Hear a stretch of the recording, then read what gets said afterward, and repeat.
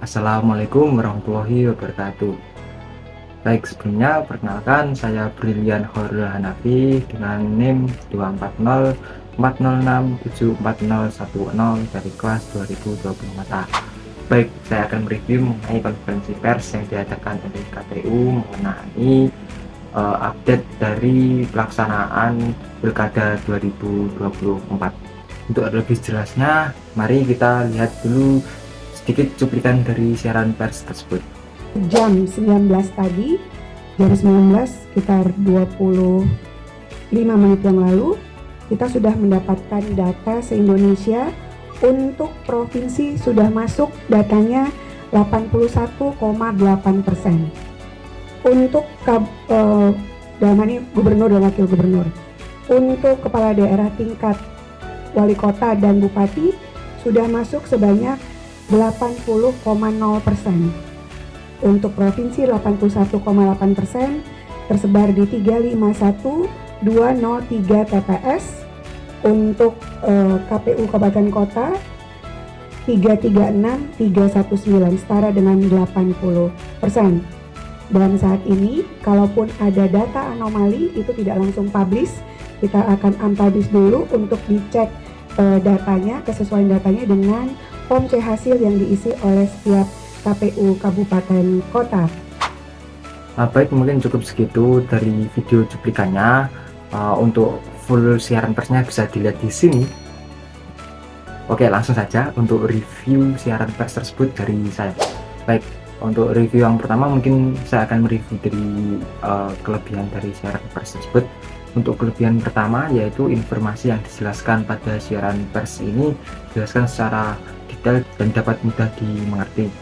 Informasi-informasi mengenai bagaimana pilkada itu terlaksana, bagaimana rekapitulasi datanya itu terlaksana, dan juga bagaimana penggunaan website kpu.go.id yang dapat digunakan oleh masyarakat dalam memantau hasil perhitungan suara secara real time dan terupdate itu sudah dijelaskan dengan detail dan mudah dimengerti. Lalu untuk bahasa dan pemilihan kata yang digunakan itu juga sudah cukup jelas dan gampang dimengerti oleh audiensnya. Namun terkadang masih ada filler word yang terselip dalam pembicaraan mereka gitu, tapi juga tidak terlalu banyak, jadi masih cukup nyaman untuk didengarkan hingga siaran pers tersebut selesai. Lalu untuk pelaksanaan konferensi pers ini sendiri juga sudah pada waktu yang tepat, karena konferensi ini menjelaskan tentang update mengenai pelaksanaan pilkada dan juga rekapitulasi data dari pilkada tersebut. Lalu konferensi pers ini juga dilaksanakan satu hari setelah dilaksanakannya pilkada serentak, jadi ya sangat membantu untuk update data dan juga pengetahuan masyarakat mengenai perkembangan pilkada yang telah dilaksanakan.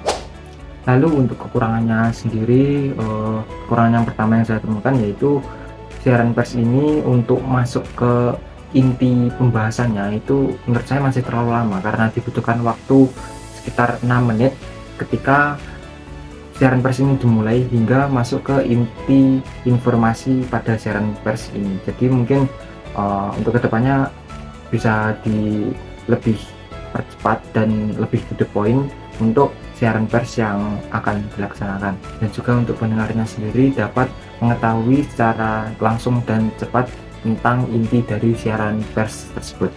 Baik, untuk yang kedua yaitu interaksi antara penyelenggara pers dan juga wartawan pada lokasi tersebut terkesan masih kurang, karena pihak KPU pusat selaku penyelenggara pers tersebut memberikan statement bahwa nanti akan memberikan press release, sehingga untuk pertanyaan-pertanyaan dari wartawan bisa ditanyakan kepada pihak KPU provinsi.